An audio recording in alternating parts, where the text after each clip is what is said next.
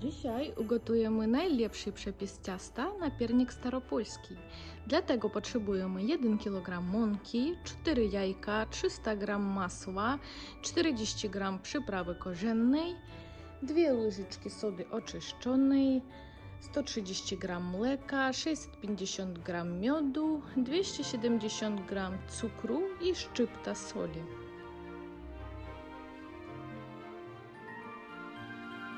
Na patelnię albo w garnku podgrzewamy miód, masło i cukier, aby wszystkie składniki rozpuściły się do jednolitej masy.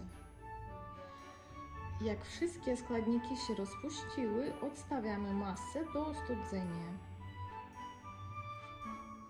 Do ostudzonej masy dodajemy jajka.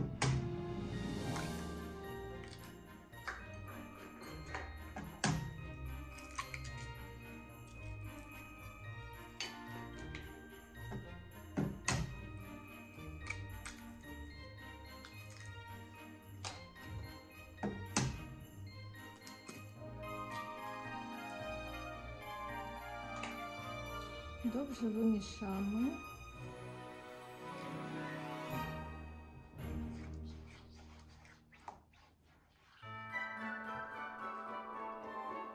Do mleka dodajemy sodę oczyszczoną,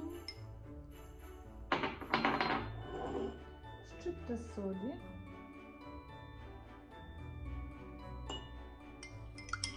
mieszamy i wlewamy do masy.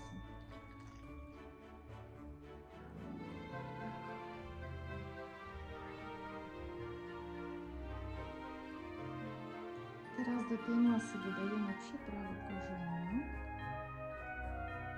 i dobrze wszystko wymieszamy.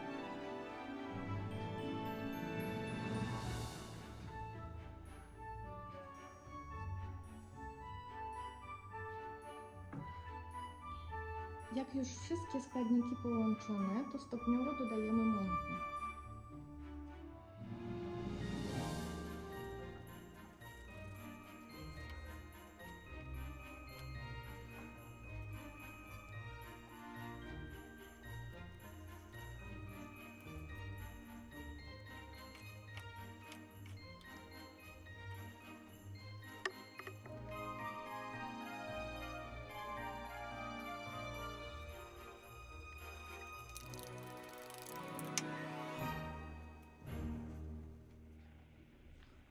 Takie płynne ciasto nam wyszło.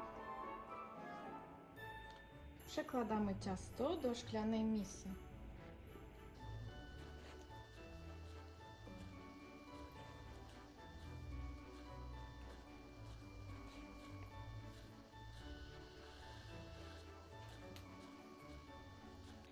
Przykrywamy ciasto folią i odstawiamy do lodówki minimalnie na 24 godziny, można więcej. A ja z tym ciastem do Was wrócę za kilka dni i będziemy piec przepyszne pierniczki i zdobić lukrem.